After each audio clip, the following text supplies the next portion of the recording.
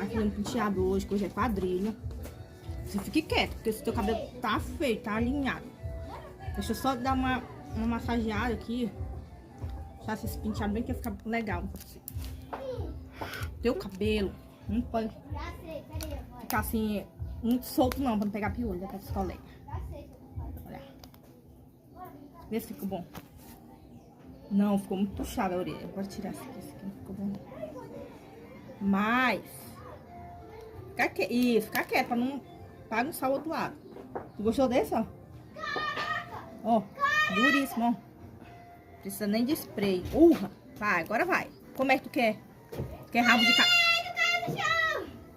Quer um rabo de cavalo? Ou tu quer solto assim no olho, assim? Tu quer com franja ou sem franja? Com franja ou sem franja? Então eu vou fazer só um rabo de cavalo.